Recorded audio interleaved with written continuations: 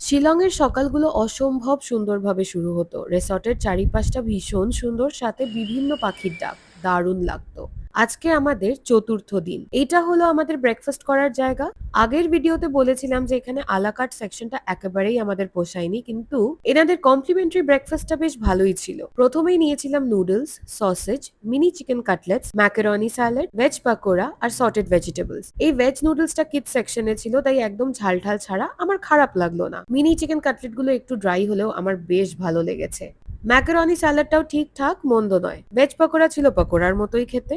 বাইরে অমলেট আমি তেমন পছন্দ করি না বলে খাইও না, তবে মা একটা চিজ মশালা অমলেট নিয়েছিল, তাই একটু চেখে দেখলাম। সুন্দর খেতে। ভাড়াটা ছিল অসাধারণ, খুব ক্রিস্পি, ভেতরটা ফ্লাফি, যদিও নারকলের চাটনিটা মোটামুটি। পেটে জায়গা না থাকলেও কেসারি ক্ষীর দেখেছি যখন, খেতেই হবে। এবার আমরা রওনা দিলাম সাইট সিইং করতে। প্রথমেই পৌঁছে গেলাম শিলং থেকে 25 কিলোমিটার দূর লাইটলুমে। এটা একটা ভীষণ সুন্দর ভিউ পয়েন্ট। শহরের থেকে বেশ অনেকটা দূর হওয়ায় খুব শান্ত পরিবেশ। এখানে এন্ট্রি ফি তেমন নেই, তবে গাড়ি পার্ক করার জন্য 50 টাকা মতো লাগে আমার যতদূর মনে পড়ছে। জায়গাটা এতটাই সুন্দর যে চট করে চলে যেতে মন চাইবে না। আর শীতের সেই মিষ্টি রোদ গায়ে পড়ার ফলে আরো ভালো লাগছিল। ভীষণ সুন্দর একটা হাওয়াও দিচ্ছিল তার সাথে। আমরা বেশ অনেকক্ষণ ঘুরে বেরিয়ে দেখলাম, তারপর বসেও ছিলাম অনেকক্ষণ। বেশ কিছু ছবি তুললাম, যেগুলো হয়তো ইনস্টাগ্রাম আর ফেসবুকে আগেই অনেকেই দেখে ফেলেছো। এবার এখান থেকে বেরোনোর সময় অবশ্যই খেতে হবে আমাদের। বাবা খেলো ভুট্টা, আমার আর ভাইয়ের ভুট্টাতে হবে না। তাই আমরা ঢুকলাম এই দোকানটায়, যেটা পার্কিং এরিয়ার একদম কাছেই। পাহাড়ে এসে ম্যাগি না খেলে এই সমাজ আমাকে কোনো মতেই মেনে নেবে না। সমাজ ছাড়ো, আমি নিজেকেই মেনে নিতে পারবো না। মেনুতে দেখি চিকেন ম্যাগি রয়েছে, কিন্তু সেটা আদেও ছিল না, তাই অর্ডার করলাম ভেজ ম্যাগি আর সাথে চিকেন স্টিমড মোমো। ভেজিটেবল ম্যাগিতে ভেজিটেবলের নামে ছিল বেশিরভাগ টমেটো কুচি, কয়েক টুকরো গাজর আর কিছুটা বিনস, এক দুটো হবে গুনে। যাই হোক, শীতের মরশুমে ম্যাগি তো ভালো লাগবেই। চিকেন মোমো গুলো ওই ময়দার লেয়ারটা বেশ অনেকটাই মোটা ছিল, তবে ভেতরের ফিলিংটা জুসি আর সুস্বাদু। মন্দ লাগলো না দুটোই। এখান থেকে বেরিয়ে গেলাম মনোলিথস অফ নার্থিয়াং এ। একই জায়গায় এই বিশাল আকারের এত পাথর থাকার কারণে জায়গাটি বিশেষভাবে পরিচিত।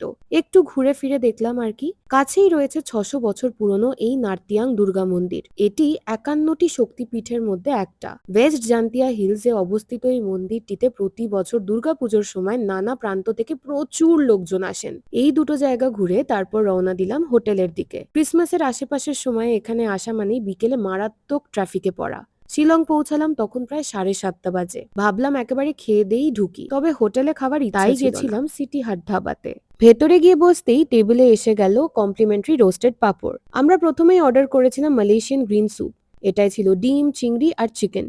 স্যুপটা সবুজ হবে জানতাম, কিন্তু এতটা ঘাস পাতার মতো খেতে হবে সেটা বুঝতে পারিনি। মালয়েশিয়ান ব্যাপার স্যাপারও খুব একটা কিছু টের পেলাম না। স্টার্টার্সে নিয়েছিলাম তন্দুরি মাশরুম। মাশরুমগুলোর ভেতরে স্টাফ করা পনির, আর তারপর তন্দুরি মশালায় ম্যারিনেট করে তন্দুরে গ্রিল করা।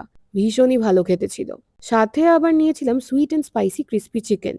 চিকেনগুলো খুব একটা ক্রিস্পি ছিল না, তবে ভীষণ জুসি। চিকেনের উপরের কোটিংটাও কম। সুইট অ্যান্ড স্পাইসি সসটা ভীষণ ভালো ছিল। মিষ্টি আর ঝালের ব্যাপারটা এত সুন্দর ব্যালেন্সড, বেশ ভালো লেগেছে আমাদের।